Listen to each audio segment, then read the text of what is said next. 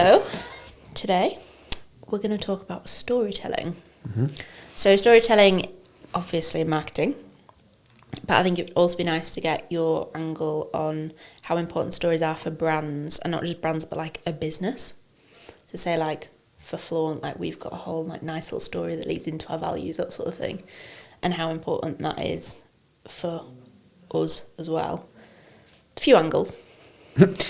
Yeah, I think the general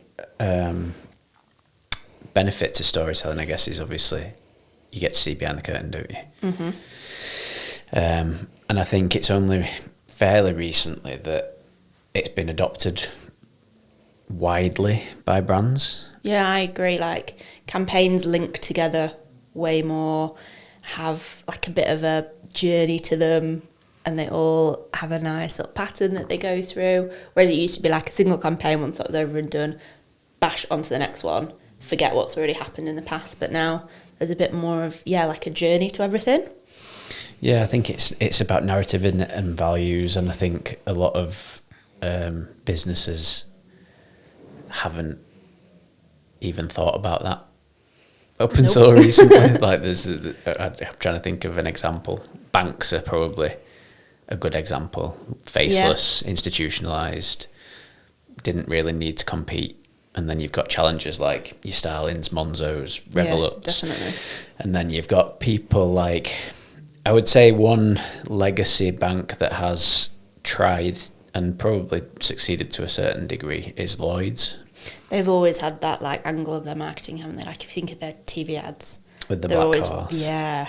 Mm-hmm. And it's got that nice story, it's got that bit of continuity that appears in every single one, and it's well done. Yep. That's the only one I can think of that has done a bit of storytelling. I think they're starting to do a little bit more. Like, I want to say, like, at Barclays, they've done some. I don't watch loads of TV, so I'm a bit rubbish at this. Well, live TV. Don't they have like some nice, more like storytelling stuff? Not like brand storytelling, but more like customer storytelling type adverts that they've started doing. They've all had to try and humanise themselves, though, in some way, because they can't monopolise anymore, because technology has meant that challenger banks are so accessible and are doing a better job of marketing and have better values that they've had to make it pretty sharp. Yeah, definitely. Like, if you asked definitely like the younger generations who they bank with, I bet they're all with like Monzo. 100%. Because they all watch Monzo on like social media, they've got a great tone of voice, they're good with their customers, and they do storytelling like a different way. It's not through the Lloyds fancy big paid for adverts, it's like in a real like human way, and they do it through humour, but also through just like nice conversational like everyday things that we all go through. They've made themselves culturally relevant, haven't they? Definitely. By doing even subtle things like having a different shaped card and a different colour palette. Yeah, like all the my orange card. Exactly. All the banks were historically rubbish at that, though, weren't they? They were all like a block colour that was boring, like a blue. How many I remember when blue? Barclays, they were like the first one to thing where you could get a personalised card, though. Oh, yeah. That. Yeah. I kept just getting new cards because I wanted a new picture. See, that's Barclays trying to keep up. Yeah, it is. But that was a long time ago. But then, that's just like one very small. Yeah, that's an example of like institutionalised sectors trying to do it well. But I think, like I say, the storytelling element to a lot of brands has come on in the last 4 or 5 years, and it doesn't necessarily even relate directly to like TV. I think I think it's any platform. Yeah. So like saying that, and obviously we're a bit stuck in this bank thing now, but if you had to picture a Monzo advert, I bet you could, because they've told their story so well across socials, across their tone of voice, across everything else they're doing. I feel like you could almost imagine how that might look if you were to see an advert that they created. Yeah. They've probably got some videos out there somewhere, but... Yeah, I think with Monzo, I don't go to video, I go to creative. Yeah. Because they've got such distinct I feel like I'm picturing market. like a little like animation or something. Maybe I've missed that one. Like, I don't know if I've seen one, or if like that's just how I imagine it would look if they were to produce some sort of video that they would put on telly alongside these competitors or whatever. But they've created that by having such a strong brand and such a strong story behind them.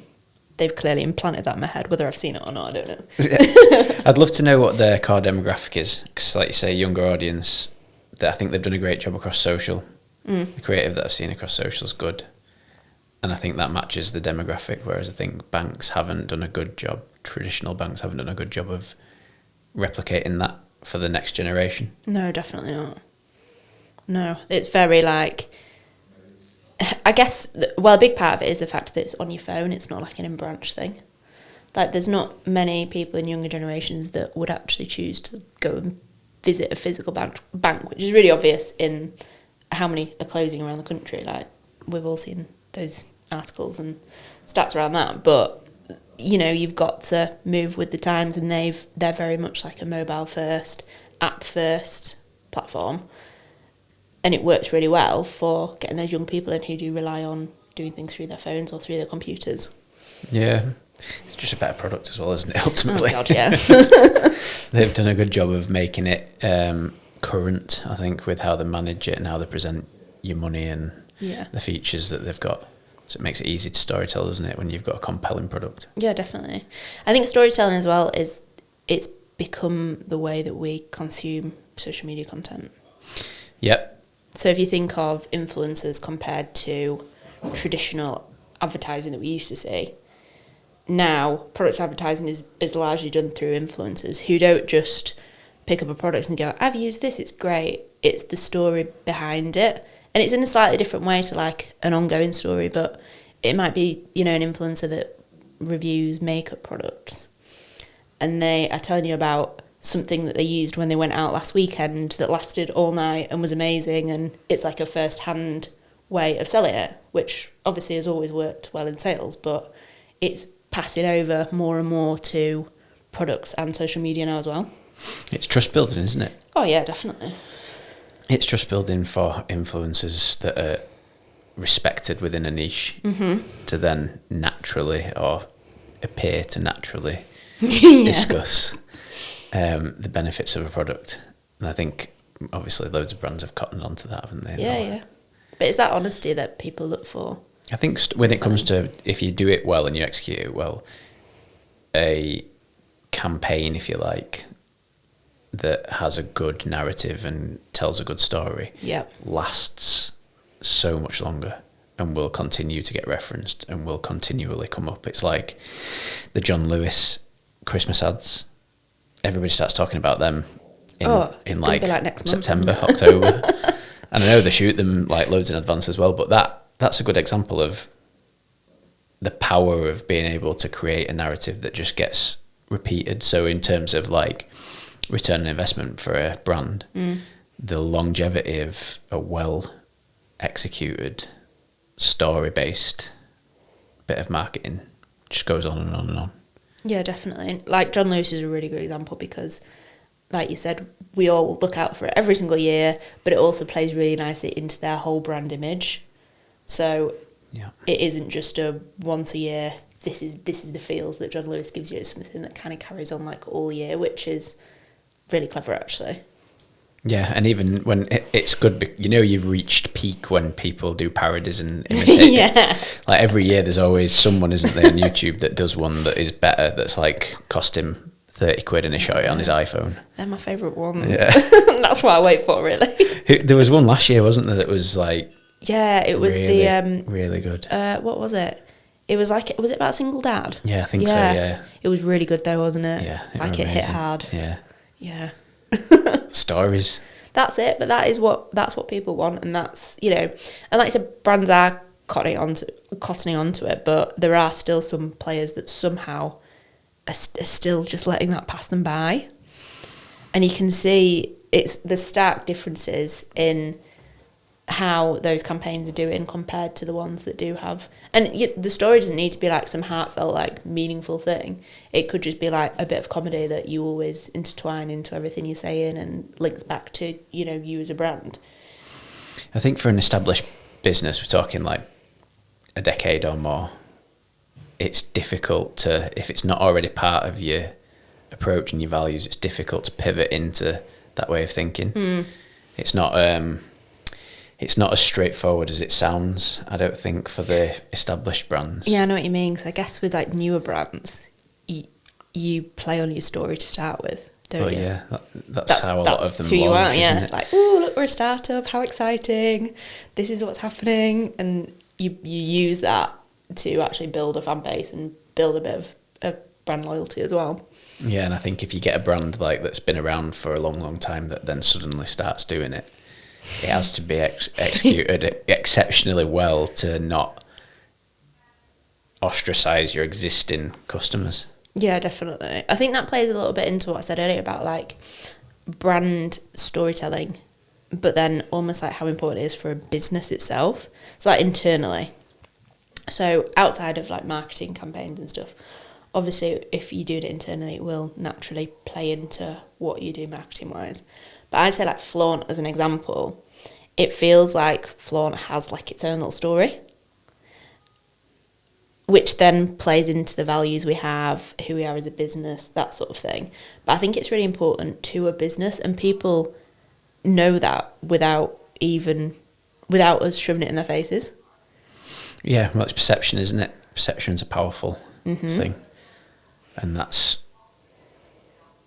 validation for a good culture, in my opinion. Yeah, no, I agree. When the perception outside looking in is good. Because if everybody in the room and in the business knows the story and they know that's what they're here for, that's what they're working for, that's what they're working towards type thing, that does build that nice level of like genuine outward facing stories. Yeah, I think if the people in the business believe the story, then it's easier to... That's the other thing. I think that's like a whole topic in itself, but like you said about the genuine stories, and it might be hard for more established brands to bring that in. You do see these ones where you just don't believe it at all because it has just been very much forced for the purpose of a marketing campaign. Yeah, people see straight through that now, I think. Yeah, there's no getting around it. I'm trying to think of a perfect example. Yeah. There's probably quite a lot. Basically, all the ones that get slated. There's a lot of mistakes that happen in that arena. Oh, there'll be loads. I can't think off the top of my head. No, I can't either. But it's the ones that you read about, sort of like almost in the news. The ones that people are looking at and actually they've done this campaign and then all the sales have dropped. That's your example where you've messed it up. Social's a good example of that. I think like Facebook have had that happen to them quite a lot. Yeah. Certainly around like data privacy and things like that, where they've done something and it's just been absolutely ripped apart, and it's knocked money off the valuation of the company because it's been picked up. And with media being so immediate and widespread, that's what happens. That's the risk, isn't it? That's why, going back to what we were saying there about legacy brands and established businesses pivoting into that way of speaking and that way of trying to storytell, it has to be considered, otherwise it can do more harm. Considered and genuine. Yeah, and those are two hard things to get right. Yeah, of course they are. And I mean, like, talking about Facebook, Twitter's probably quite another good example of it, to be fair. It is now. Yeah. Done it in the last couple of weeks, yeah. But again, that it's a different kind of storytelling angle that's going on there at the moment, but the story of Twitter is now basically Elon. It's whatever he's saying, that is the story, and that's what they're putting forward, which has obviously been drastically changed from where it used to sit and what used to be said outwardly. It's taken a real different route, but that's a whole different topic. Yeah, I thought Twitter had rebranded to Threads. Oh yeah, it has, hasn't it? That's a good story. Yeah. The ultimate rebrand. This is pretty much what it is. Yeah, I know. That's what I'll get told in court, I reckon, anyway. Yeah, interesting to watch that one, but... Yeah. Guinness is a good one. Oh, Guinness is a very good one. Guinness just popped into my head off the back of talking about Lloyds there and the horses, obviously. Everybody, as soon as you say Guinness, everybody thinks of that advert, don't they? Yeah. And again, they're a legacy brand. They've been doing that for years, and they actually play on the legacy of their brand, which is really nice to see in like a storytelling way. But yeah, that's a very good one. But they still do like very witty, like out there campaigns.